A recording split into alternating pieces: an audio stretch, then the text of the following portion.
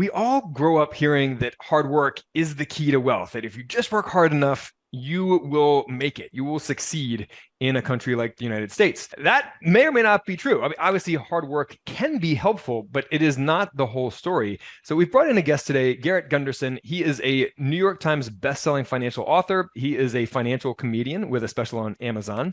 And he is here to tell us why hard work is actually not the key to wealth. And hopefully he'll tell us what is the key if it's not hard work. So Garrett, welcome to the show. And I'm looking forward to hear your thoughts on this. Yeah, I'll share two quick stories. One of my early mentors, he became friends with Phil Romano, billionaire, and he would have lunch with him every month. And Phil had this brilliant idea, and he told my mentor about it. And my mentor, he's like, "Do you know anyone that could run a company like that?" And my mentor says, "No, but I'll be on the lookout." The next month when they had lunch, he said, "Tell me how that company's going." And Phil looked at me and he goes, "What do you mean?" He goes, "Well, like, what's going on?" He goes, "I'm looking for the talent. I'm looking for someone to run it." And he said, "The difference between you as a multimillionaire and me as a billionaire is you'd be working your ass off trying to figure out what to do and in the grind and the hustle and not have time to hire someone. I start with the right person. And by having the right person, it actually is sustained." The second thing is, I just had someone at my lodge and they were like, "Hey, what do you think the difference is between two different people, right? Two people that we know are like equally talented." He goes, "But one's worth hundreds of millions and the other one's struggling." I said, "One knows how to have the right people around him. One has the wrong people around him, and that is key." So my dad was a coal miner. If hard work equaled wealth, he would be extraordinarily wealthy. Hard work with the wrong philosophy equals limitation. And so work ethic is important, but what's the work, right? If we think it's just like this moniker and this badge people are like, "Look, I'm in the grind, I'm hustling it out." I'm like, yeah, but without proper delegation, you have limitation. You hit these ceilings of complexity, as Dan Sullivan would call it, where you just run out of steam. And there's what's called diminishing marginal productivity.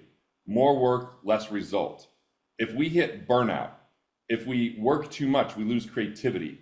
We feel overwhelmed. We feel exhausted. And so you can get to a certain level with hard work. I've had a lot of business owners make it to $1 million of revenue working their ass off, but you can't get to 5 and 10 with that same modality and mindset. So ultimately, hard work with the right philosophy equals prosperity. Hard work with the wrong philosophy equals bankruptcy. So that's really what my argument is we have to collaborate. It's not a world of compete, it's a world of collaborate. And if we bring the right collaborators, like I look at so many people that are massive in the music industry.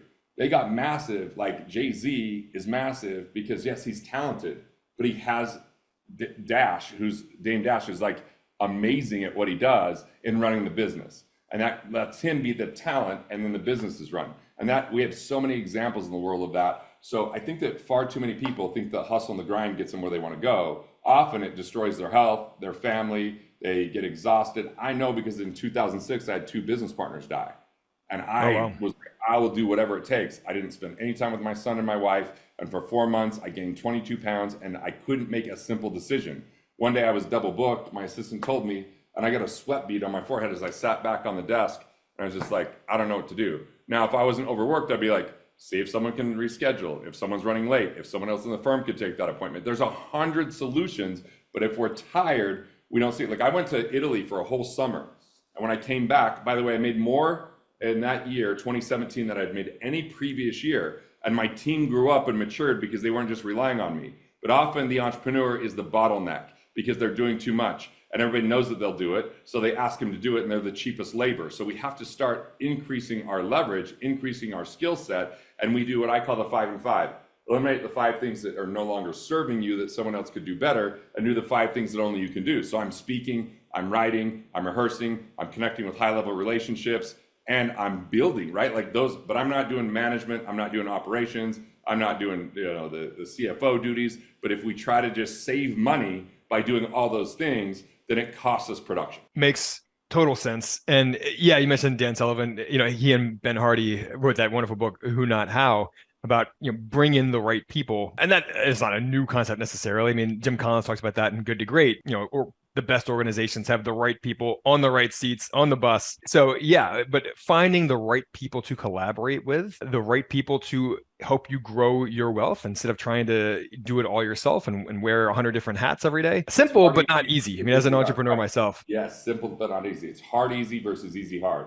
It's easy to do something now that is very expedient, because you just can do it right now. The hard thing is to find someone to do it, delegate it to them, train them so that you can offload that permanently. And this is kind of the secret to it. You delegate roles, ROLES, not tasks. Tasks are like boomerangs that come back around to you asking what to do next, where a role removes the micromanagement and someone owns that objective like it's their business. They come to you when they want support versus you micromanaging them, and all of a sudden you can really have an organization grow.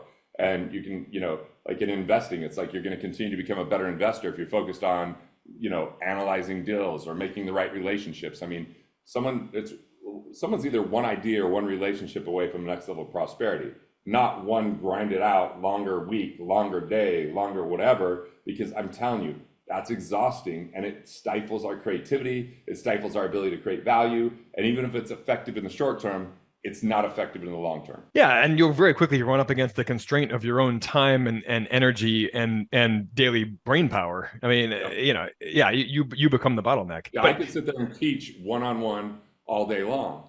But the thing is, when I wrote books, which I've written 10 now, that I get so many more relationships and so much more leverage and scale. So writing is an activity that I'm focused on instead of, okay, I just got to get that next dollar, get that next trading. And so much of the world is stuck in trading time for money. And they get to this conundrum where they can't escape that because it's their habitual way of being.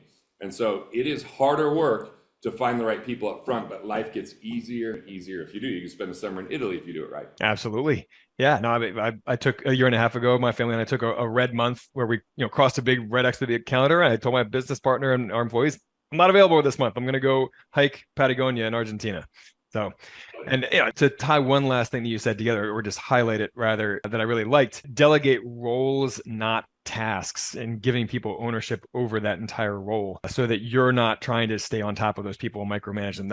I thought that was powerfully said and a great concept. Yeah. One last thing on this. IBM did a study. If you get the right person, they're 50 to 100% more productive than someone that might be 10% cheaper, 20% cheaper. So talk about a rate of return. Or Steve Jobs said he had a handful of people create the Macintosh.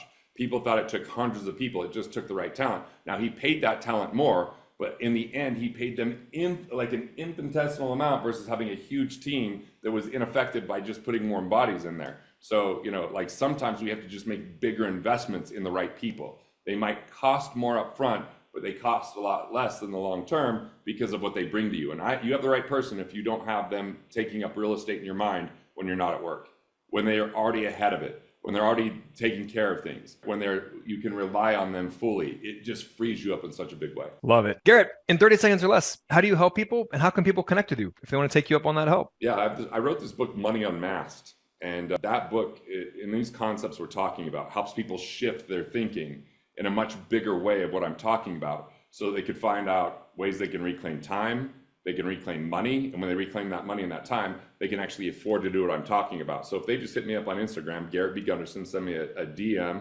and just put real estate in there. If you put real estate, because I know you're a real estate investor, I'll know that you came right from here, and I'll hook you up, no charge, give you the audiobook. Awesome. Well, Garrett, thank you so much for joining us today. And guys, if you enjoy these quick, focused conversations that we have, please rate and review the show. Makes a world of difference to us. And on that note, we'll catch you next time. Want the cash flow, appreciation, and tax benefits of real estate without becoming a landlord? You've heard of REITs and real estate crowdfunding, but you probably don't know much about 5 other ways to invest passively in real estate. So we put together a free video course for you to show you how to consistently earn 15% plus returns from 5 lesser known hands-off ways to invest in real estate. And even more importantly, we'll keep risk front and center in that whole discussion, because really, what's the point of investing for high returns if you also take on high risk, right? So visit sparkrental.com/free to take our free course. Each video is snackable at 10 to 15 minutes long, and the entire course takes less time than watching a movie. Looking forward to chatting with you from within the course.